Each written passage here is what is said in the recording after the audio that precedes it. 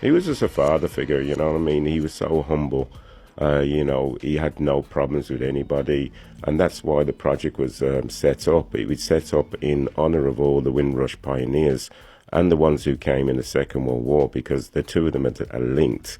And it's all about togetherness, bringing people together, people understanding. So the project goes all over the country, goes to schools, colleges, universities, and bringing basically what he taught me as a person.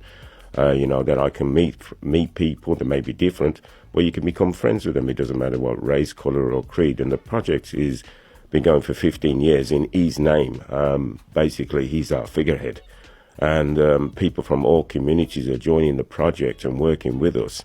Every day, every month, every year.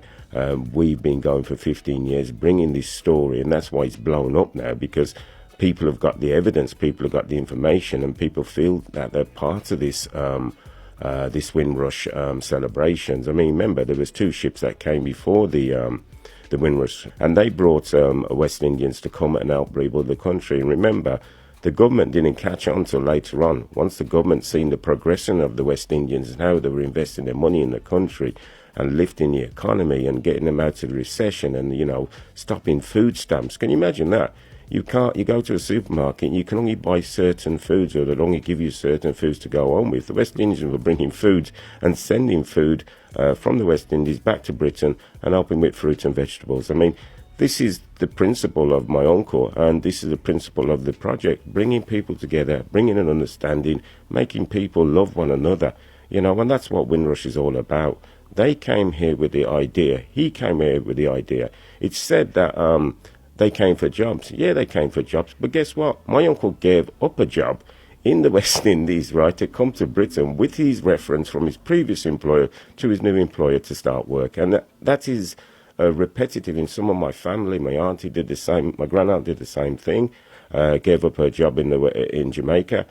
Gave it to her niece before she went, and then she came and she worked in BSA, Birmingham Small Arms and stuff like that. So it goes on and on and on. Did he talk about his experiences? I mean, he was passenger 680. Did he talk much about being on the ship and what it was like? Yeah, he talked about it all the time. So, most people don't even realise that Windrush passengers, Windrush pioneers came to the Midlands.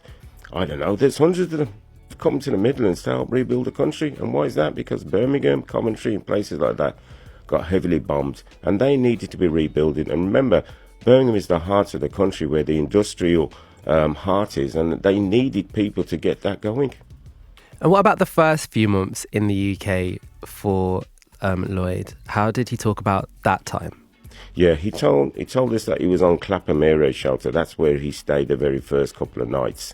There's also stories about him getting on the underground train at night just to try and keep warm, because obviously down in the shelter he wasn't all that warm. And then after that he was moved to a place called Sheerness or Sheerness in Gloucestershire, which was an old army base in the Second World War. And there was like a distribution centre where all the West Indians were held there for a little while that didn't have somewhere to go or didn't serve in the Second World War. And from there, they were distributed to wherever the help was needed in this country. And now people are finding out about this. They're realising everybody in this country is now part of the Windrush generation, because they're all getting the benefit of what these people did. And tell me about some of the jobs that he did. I hear there were quite a few. Yeah, because, I mean, there was a rumour going around, you could go in a job at 12 o'clock and leave it and get another job at 3 o'clock. Well, that was true. My uncle started on a building site, then he went on to working on the railways, straightening out the railways because they got bombed, railway tracks, and then he left there. He went to Austin, which we later be called MG Rover before the Chinese took it over.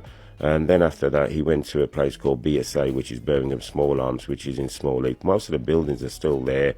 They call it the Acker Centre, where it's like this massive grounds of sports that people can actually take part in.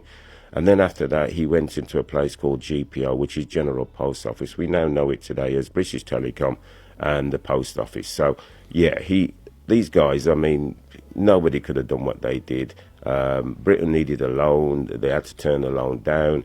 But when the loan did come, of course, by that time, everything was nicely manoeuvred to be up and running. And, of course, more West Indians were coming over. And then, of course, Britain did the government did wake up and realise, oh my gosh, look what's happening. We need more people. There's an industrial revolution going on here, and we need